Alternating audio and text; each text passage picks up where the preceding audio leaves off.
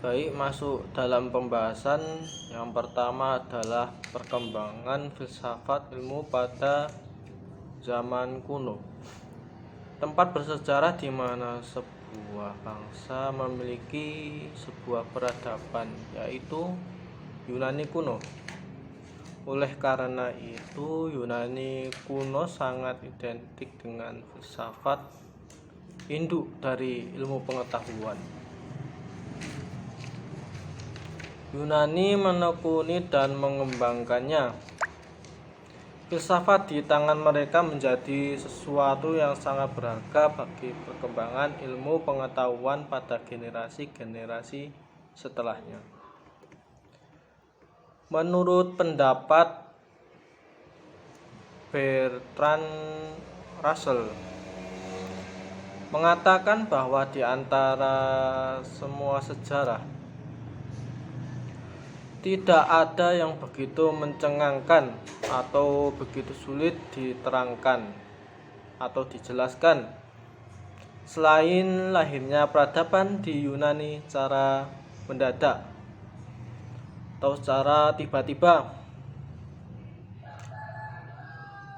Seiring dengan perkembangan waktu, filsafat dijadikan sebagai landasan berpikir oleh bangsa Yunani untuk menggali ilmu pengetahuan, sehingga berkembanglah pada generasi-generasi setelahnya. Itu ibarat pembuka pintu-pintu aneka ragam disiplin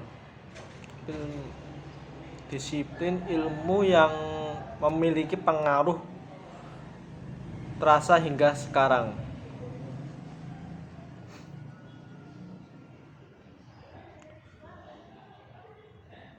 Filsafat Yunani merupakan entry point untuk memasuki peradaban baru umat manusia. Zaman ini sudah berlangsung dari abad 6 sebelum Masehi sampai dengan sekitar abad 6 Masehi, menggunakan sikap an inquiring attitude, yang artinya suatu sikap yang senang menyelidiki sesuatu yang kritis dan tidak menerima pengalaman yang didasarkan pada sikap reseptif attitude, sikap menerima begitu saja atau apa adanya. Sehingga pada zaman itu filsafat tumbuh dengan subur. Yunani mencapai puncak kejayaan atau zaman keemasannya. Perkembangan ilmu pengetahuan hingga seperti sekarang ini tidaklah berlangsung secara mendadak, melainkan melalui suatu proses bertahap dan evolutif, mengalami banyak perubahan. Di dalam banyak literatur menyebutkan bahwa periode Yunani merupakan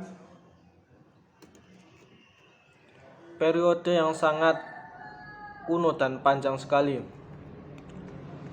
Pada zaman itu muncullah tokoh-tokoh ilmuwan yang terkemuka, di antaranya Thales yang hidup pada tahun 624 Masehi sampai 624 sebelum Masehi sampai 545 sebelum Masehi. Lalu tokoh keduanya juga ada Pythagoras dari abad 580 sebelum Masehi sampai 500 sebelum Masehi ya. Kemudian yang ketiga Socrates ya, 469 sebelum Masehi hingga 399 sebelum Masehi. Kemudian Plato dari abad 427 sebelum Masehi. Aristoteles juga sekitar itu 384. Ya, itulah tokoh-tokohnya. Dari tokoh itu yang pertama Thales, kurang lebih 600 tahun sebelum Nabi Isa atau Yesus terlahir. Muncul sosok pertama dari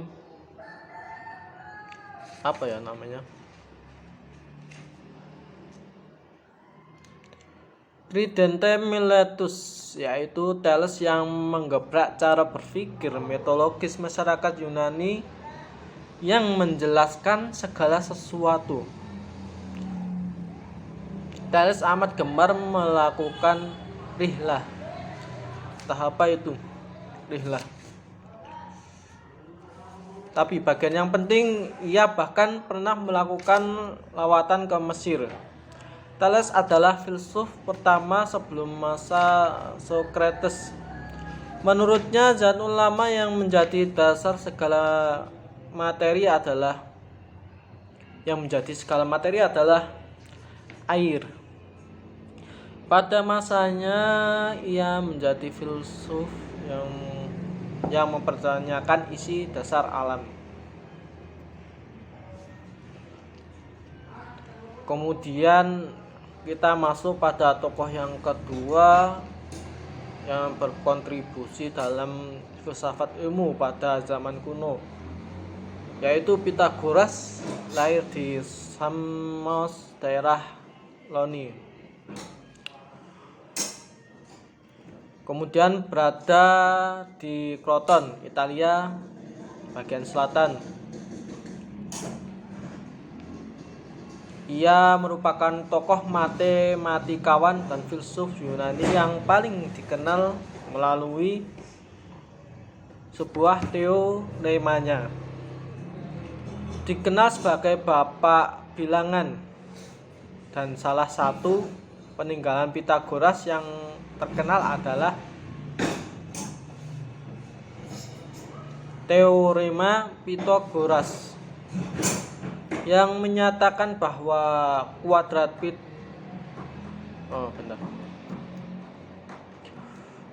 kuadrat hipotenusa dari suatu segitiga yang kita kenal sebagai siku-siku, yang bila dikuadratkan dan ditambahkan kuadrat, hasilnya juga kuadrat.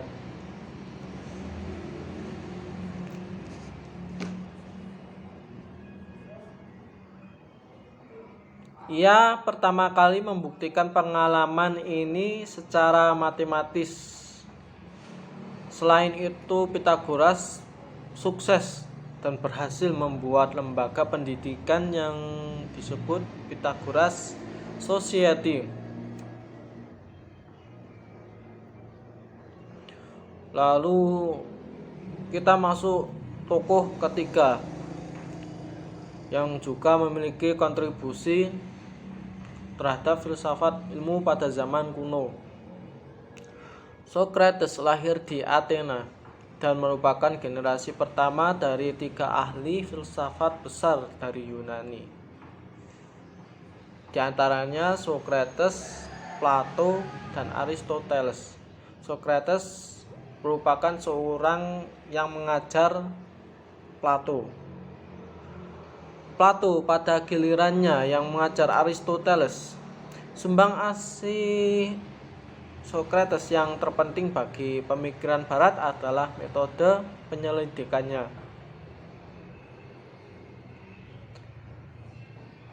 Metode penyelidikannya yang dikenal sebagai metode Elenchos, bahasa asing yang banyak diterapkan untuk menguji konsep moral yang begitu pokok. Oleh karena itu, Socrates dikenal sebagai bapak dan sumber etika atau filsafat moral. Kemudian tokoh yang keempat, Plato, merupakan murid dari Socrates dan guru Aristoteles.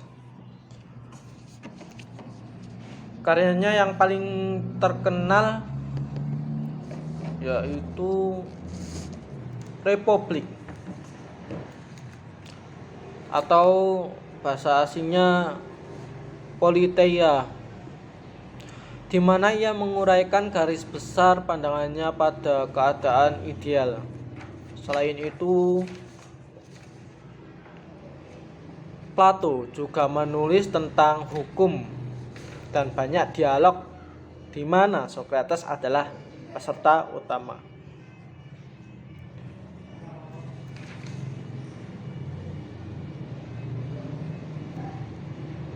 Karyanya yang begitu terkenal yaitu Timaeus, entah bagaimana cara mengejanya, tapi itu karyanya. Karya yang sangat berpengaruh di zaman sebelumnya. Dalam karya ini ia membuat garis besar suatu kosmogoni yang meliputi teori musik yang ditinjau dari sudut perimbangan dan teori-teori fisika dan fisiologi yang diterima pada saat itu. Dan ini adalah tokoh terakhir dari perkembangan filsafat ilmu pada zaman kuno yang akan kita bahas.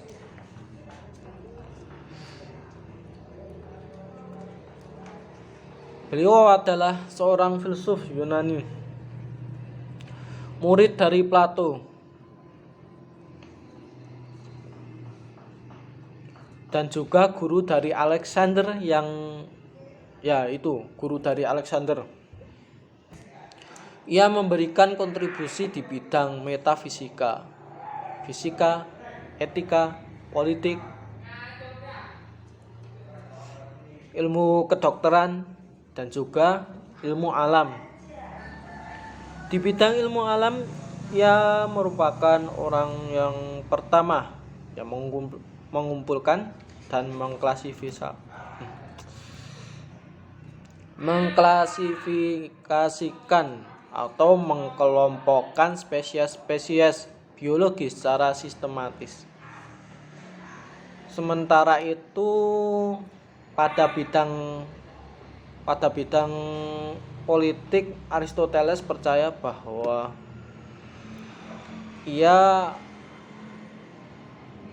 bahwa bentuk politik yang ideal adalah gabungan dari bentuk demokrasi dan monarki. Jadi dari kontribusinya itu yang paling penting atau bagian yang sangat vital sekali adalah masa logika dan teologi. Teologinya itu teologi metafisika Logika Aristoteles yaitu merupakan suatu sistem berpikir deduktif. Di sini berpikir deduktif reasoning yang bahkan sampai saat ini masih dianggap sebagai dasar dari setiap pelajaran tentang logika formal. Oke, baiklah, selain nama-nama di atas masih ada filosof terkenal seperti Anaximander dengan diktum Falavinya bahwa permulaan yang pertama tidaklah bisa ditentukan, yaitu apeiron, karena tidaklah memiliki sifat-sifat zat yang ada pada sekarang. Dan juga ilmuwan lainnya yang bernama Anaximenes yang hidup pada abad ke-6 sebelum Masehi. Masih satu generasi dengan Anaximander. Ia mempunyai pendapat bahwa zat yang awal ada adalah udara, berbeda dengan yang tadi.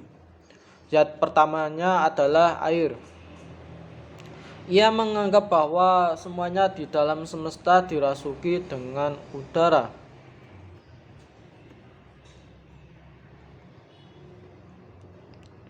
Ya, itu ilmuannya masih banyak yang belum disebutkan, yang juga banyak memiliki kontribusi terhadap perkembangan filsafat ilmu pada zaman kuno. Baiklah, untuk bagian kedua, perkembangan filsafat ilmu pada abad pertengahan, akan dilanjutkan part kedua yang akan dijelaskan oleh teman saya. Baik, sekian, terima kasih.